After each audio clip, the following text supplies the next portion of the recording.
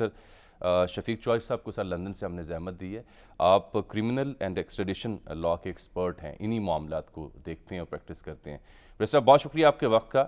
ये कीनियन जो खुरम और वक़ार या कीनियन पुलिस एहलकार हैं जिनके बारे में हमारी रिपोर्ट ने कहा है कि उन्होंने फायरिंग की है, उनके बारे में पाकिस्तान में रहते हुए क्या कार्रवाई कानूनी तौर पर हो सकती है, जो समात का अहवाल भी आपको इसीलिए हमने सुनाया। जी, मैंने सारा इंट्रो तो सुन लिया। इसमें हम अगर इन्वेस्टिगेशन के हवाले से बात कर रहे हैं तो वो एक डिफरेंट सिनारियो है, क्योंकि इन्वेस्टिगेशन जो है ना वो इन्वेस्टिगेटर एजेंसीज का रोल है। हम जो यहाँ पे इसके लीगल जो प्रोस्पेक्टिव्स हैं वो देखने के लिए बात मैं करना चाहूँगा। इसमें सबसे पहले तो जो फ्रीडम ऑफ स्पीच है वो प्रोटेक्टेड है अंडर द आर्टिकल 19, जैसे सबको पता है। Universal declaration of human rights था उसके हवाले से, और वो इसके बारे में क्रिस्टल क्लियर है। और इसका जो इंटरनेशनल मैकेनिज्म है वो दो उसमें अहम रोल है। एक तो इंटरनेशनल कोर्ट ऑफ जस्टिस है और दूसरा ह्यूमन राइट्स जो है उसकी काउंसिल है।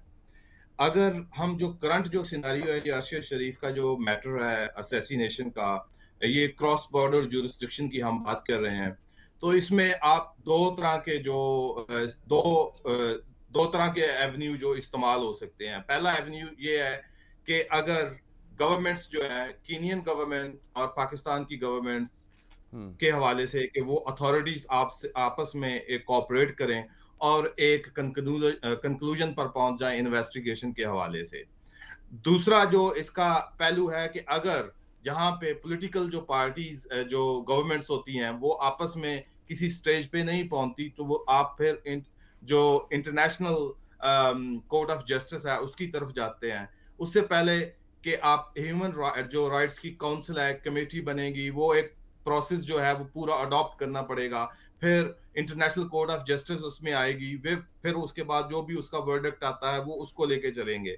जो इसका सबसे इजी तरीका है, जैसे कि अभी हम आप जिक्र कर रहे हैं कि पाकिस्तान में मैटर को टेकअप कर लिया गया है, तो अगर पाकिस्तान में मैटर को टेकअप कर लिया गया है, अगर ये जो असैसिनेशन है, जो मर्डर है, जो क्रॉस बॉर्डर जुरिस्डिक्शन है, उनमें ये सबसे पहले ये देखा जाता है कि जो जितनी भी जुरिस्डिक्शन इसमें इन्वॉल्व है, क्या उस जुरिस्डिक्शन में ये एक ऑफेंस है।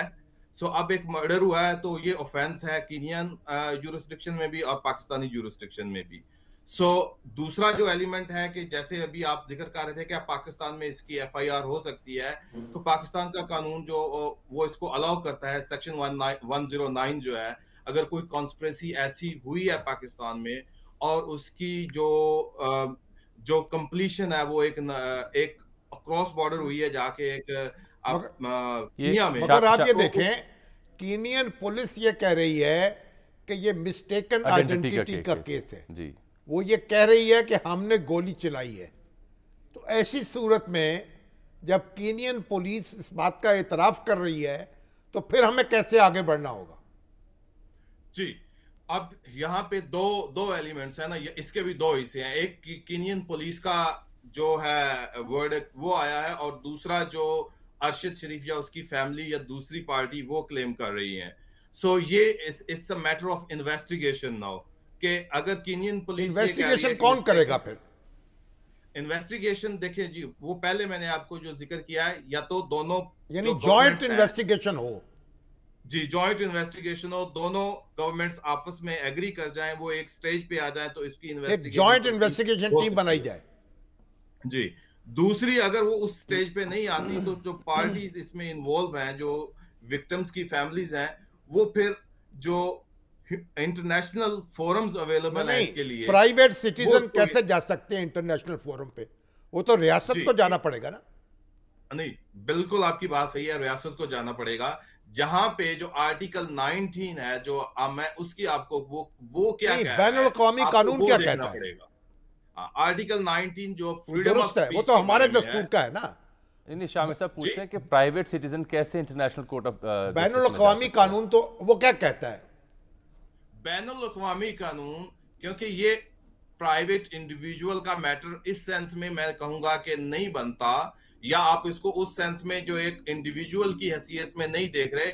यहाँ पे इश्यू आ रहा है एक जो सहाफी था, वो फ्रीडम ऑफ स्पीच जो उसके जिम्मे में मैं बात कर रहा हूँ, आर्टिकल 19 जो वहां पे अप्लाई होगा। नहीं, अभी तो देखे ना, अब ये बात नहीं है, बात ये अगर कीनिया की गवर्नमेंट या कीनिया की पुलिस वो ताउन नहीं करती तो फिर क्या होगा?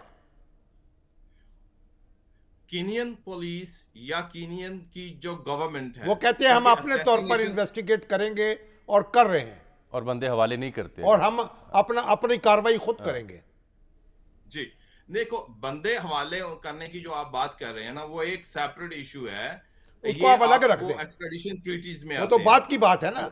बात की अगर वो कहते हैं कि हम अपनी इन्वेस्टिगेशन खुद करेंगे, जी, फिर तो अगर वो कहते हैं कि अपनी इन्वेस्टिगेशन वो खुद करेंगे, और वो अपनी इन्वेस्टिगेशंस, जो भी इन्वेस्टिगेशंस उनकी वो रिजल्ट उसका निकलता है, अगर वो उसकी मद में कोई बंदे वहां पे अरेस्ट होते हैं, सस्पेक्ट्स, वो वहां का एक लॉ मौजूद है, वो उस लॉ के तहत उसको वहां पे उनको एंटरटेन किया जाएगा। मतलब ये हमारे दरमियान दो रियासतों के दरमियान कोई उलझाव तो नहीं हो जाएगा इससे? नहीं, मैं नहीं देख रहा कि इसमें कोई ऐसी उलझाव होगा। उसकी रीजन ये है कि एक असैसिनेशन क्रॉस बॉर्डर हुई है, अगर वहां की अथॉरिटीज इसको प्रॉपरली टेकअप करती हैं और इसमें इन्वेस्टिगेशन करती हैं और उसको पाया तकमील तक पहुंचा देती हैं, तो उसमें मेरा ख्याल में कोई ऐसी बात नहीं है कि जो क्रॉस बॉर्डर दूसरी जुरिस्डिक्शन इन्वॉल्व है उसमें कोई ऐसा इशू। बहुत शुक्रिया आपका बैरिस्टर साहब और आमिर सईद वासी।